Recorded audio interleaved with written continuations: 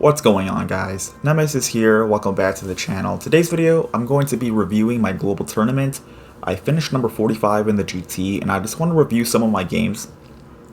So yeah, kind of unfortunate that these last few matches, I was like 33-2, but I lost this game kind of naturally. I played really bad, but after this, these last two guys actually sniped me because I was in the top 50.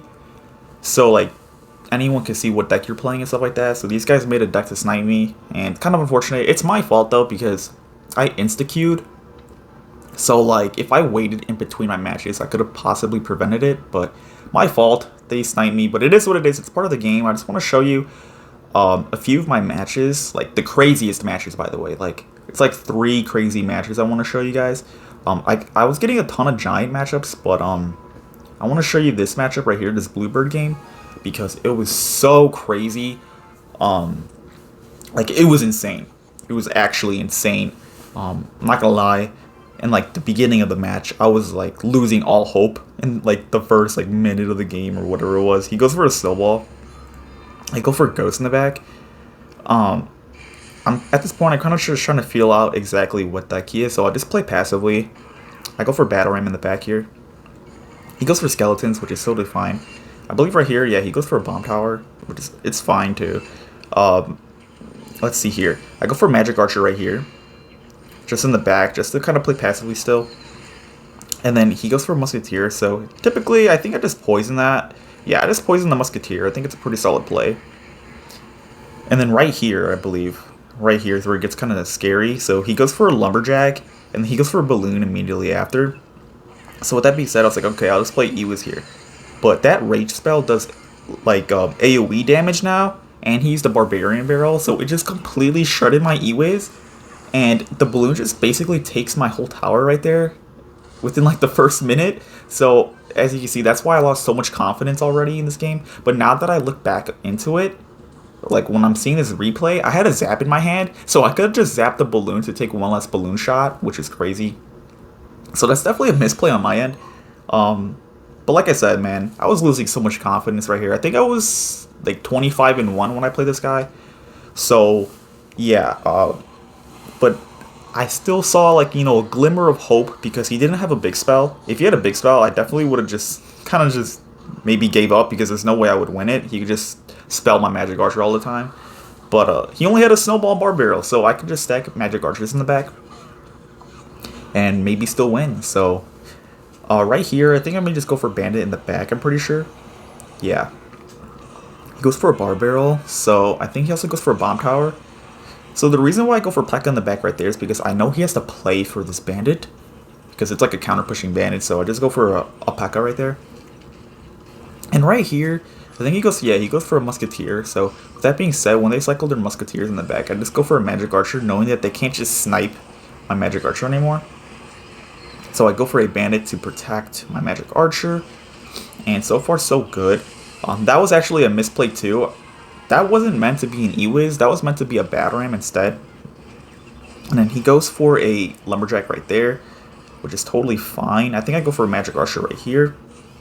So far so good, nothing too crazy. I'm just going to keep up a little bit of pressure. He goes for a bomb tower, which is totally fine. And at this point in time, look at the tower, definitely catching right back up, which is super nice. I always poison the musketeers in this matchup. I think it's just the best play you could do. He goes for a ice golem right there. I go for a Ewiz, trying to maybe predict the balloon, but he does go for the balloon actually. I go for a P.E.K.K.A right here, and then I go for a magic archer plus a zap, I'm pretty sure. Yeah, because if I didn't zap right there, he would just take my tower. So I go for a bandit to protect my magic archer, because it's really important in this matchup to protect the magic archer, because he doesn't have a big spell. So yeah, he goes for a snowball. I think right here I actually go for a poison. I feel like if I didn't go for that poison, I just reset knowing that he has to play a bomb tower. I could have probably just P.E.K.K.A right there and get a really, really massive elixir advantage. But he goes for a balloon plus a lumberjack again. I go for an Ewiz right there.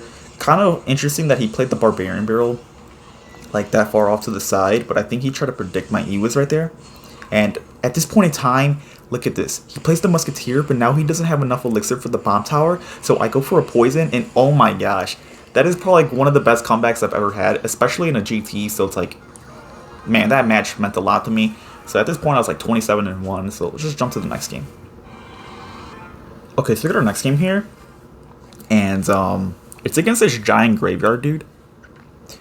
This match isn't like too intense, but it's more so just to kind of show you guys how to beat the matchup. Even though this matchup is super good for me, especially with the variation I use, I think it's the best variation to use to beat this matchup because I got the Magic Archer and I got the Poison. So basically, if I had Fireball, it'd be a little bit more trickier for sure. Right here, I think he goes for a Snowball. I just go for a Bandit. Really good play on his end using the Snowball to like propel the E-Ways forward into his push.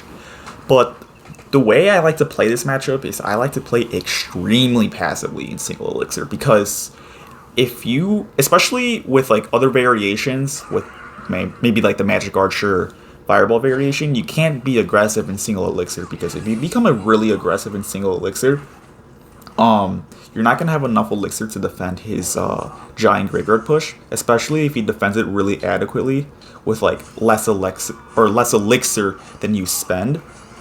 Then it gets really bad for you. But you can be a lot more aggressive when it comes to double elixir. So yeah, that's what I kind of try to do. But maybe if he spends a lot of elixir in single, and that's when you could be aggressive. But definitely not when you guys are tied. So let's see here. He goes for a Skeleton Army, so I just go for a Zap, I'm pretty sure. And then the Bandit does get some good damage right there. And by the way, I think this is when I was like 28. I think I was like 28-1 at the time. I'm pretty sure. So yeah, I go for Magic Archer right here. I think I go for... Do I go for... Okay, I go for Ghost right here because he used the Musketeer on the other lane. And at this point, it's like super good for me because he has a really awkward cycle. Look at all the spells he has to use. I go for a Bandit right here on top of the Musketeer, which is super nice for me. Now he has to play for the Bandit, and man, this is looking really good. He goes for a Skeleton Army, totally fine.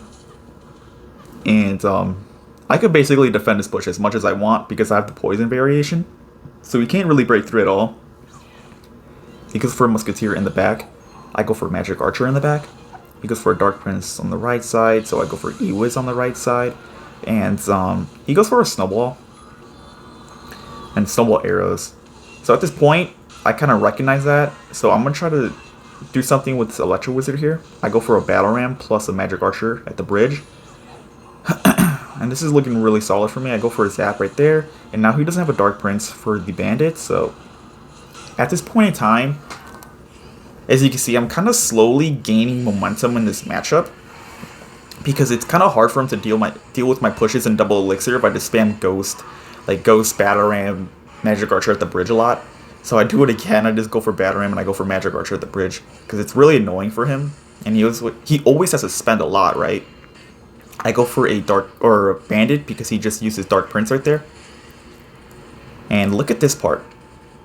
I Royal Ghost, it just whips his shot and like the Dark Prince just connects, which is super annoying.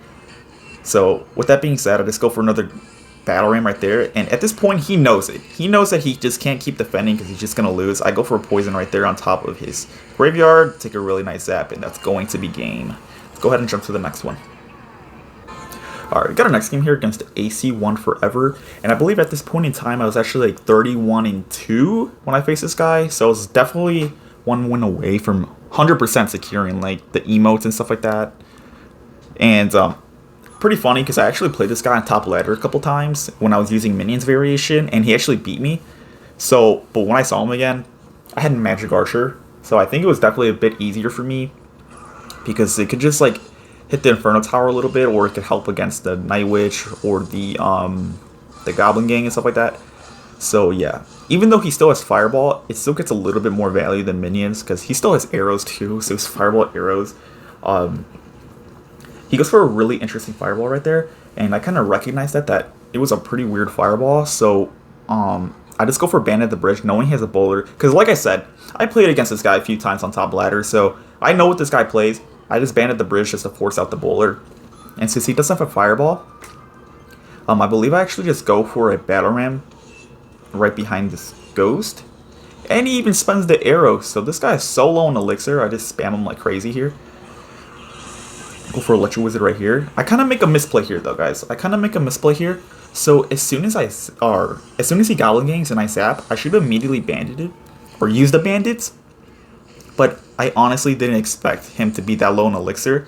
I didn't read that properly. If I read that properly, that he was literally just no elixir at all, I could have just taken his tower right then and there.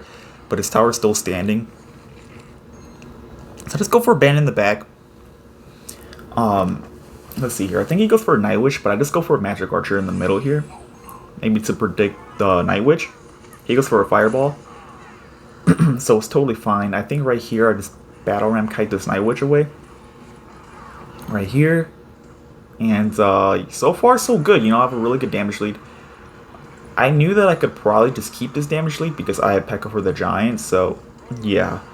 Let's see here. He goes, or not. I go for E-Wiz. He goes for a Zap.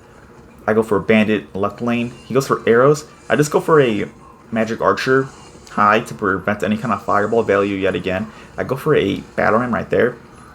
And I go for Ghost. I honestly think that Ghost was a really big overcommitment, and he recognized that like crazy. So he just spams me like crazy. And I go for a P.E.K.K.A. But honestly, I don't even think that was that good of a P.E.K.K.A. because he had so much like spam on the field. I could have just poisoned instead, I'm pretty sure. I think that might have been a little bit better for me. So at this point in time, I was like, dude, I can't defend that. I'm just going to go ahead and just try to like take a 3 crown. So look at his tower. It's at 491. So far so good, right? But kind of wrong because it gets really sketchy at the end. He goes for a Fireball. I go for a Ghost. I was getting kind of nervous, guys. So like I messed up the timing right there. He goes for a Giant Goblin Gang. I go for E-Wiz plus Zap. And he goes for a really good Night Witch. And at this point in time, I was like, dude, this guy's actually making some really good plays. And I think I might lose this game. Like, I was like, no way. I go for a Bandit High right here. And then I had to go for Royal Ghost too, because that would do way too much damage on my tower if I just let it go. So yeah. Let me see here. I think I go for a P.E.K.K.A. right here in the middle too, to try to predict his Giant. But it didn't even work out. But check this out. He goes for a really odd Inferno Tower. So that's basically kind of free for me. So I just take a Poison on top of that. And I hover my Zap plus E-Wiz this time around, because I know he's going to do the same play in the pocket again. I go for Banner right there because it does the most DPS. And basically at this time, I got the game in the bag, you know. I just got to cycle my Poison and Zap on top of his tower, and I got it. So it was a really, really crazy game, to be honest.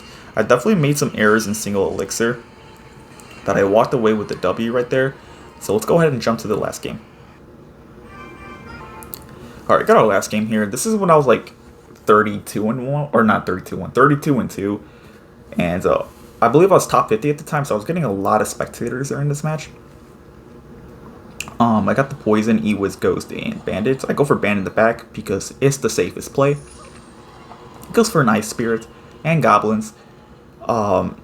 So I didn't really know exactly what deck this was. I go for a Magic Archer, but I messed up the placement, which is totally fine. You know, it is what it is. He goes for a Hunter right there. So with that being said, I think I just go for a Ghost right there. Let's see. I think he goes for a Monk. Yeah, he goes for a Monk, so I P.E.K.K.A. And immediately when he went for the Monk, I knew what deck this was. It was Hog Rider, because typically this deck either plays Monk or plays Mighty Miner. So yeah. Let's see here. And plus, the Monk is 5 elixir, so I think it's a pretty good play just to use the P.E.K.K.A. against the Monk when they do that. And at this point in time, I kind of knew what I had to do. Oh, also, I think I go for a Bandit here to try to predict the Goblins. But yeah, there's the Goblins right there. I think I take a Zap as well. And yeah.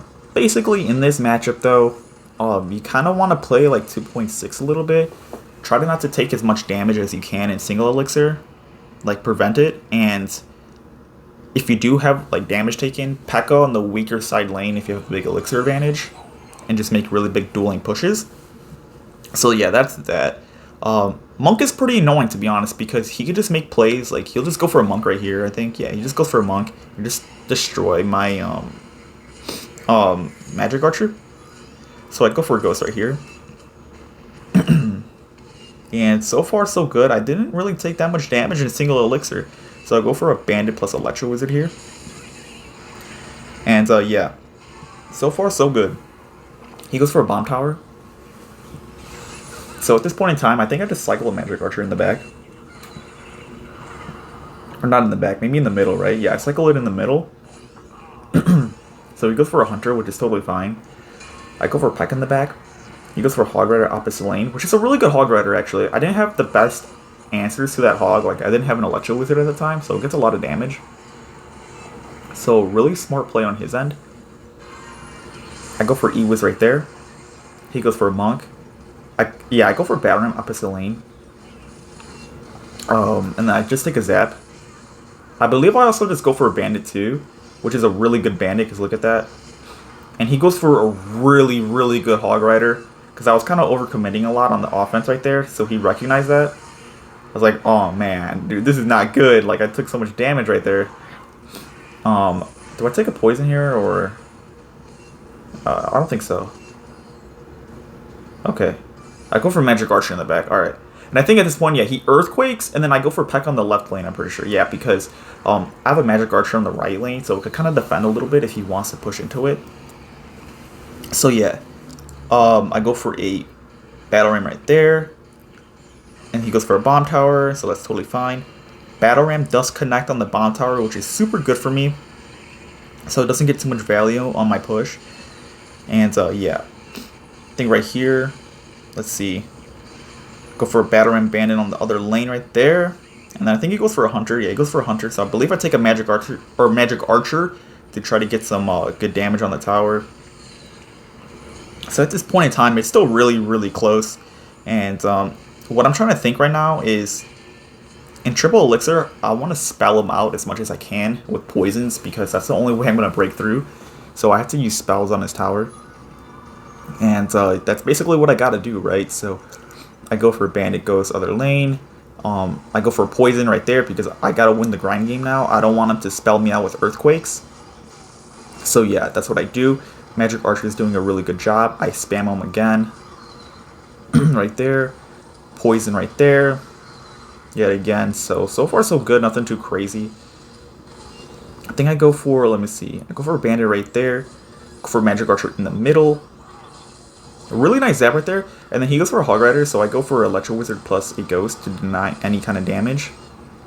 Go for Battle Ram. I'm just trying to keep up a lot of pressure and just take a lot of poisons when I can. So I'm pretty sure again I take a poison, just to kind of like separate us from the damage. And then this part was a little sketchy, right? So his Hog Rider, I play a Peck on the left lane because I thought his Hog Rider was going to get pushed to the left side, but it actually gets pushed to the right side. E-Wiz, and wow, look at the game right there. Look at that game. Isn't that crazy? I was like, my heart was like pounding a million miles a minute. Is that how you say it? Well, yeah. It was beating fast, man. It was beating fast. That game was crazy. But yeah, after that, like I said, I just got sniped. But like I said, it was my fault. And yeah, that's gonna wrap up this video. Thank you guys so much for watching, and I'll do more in the future.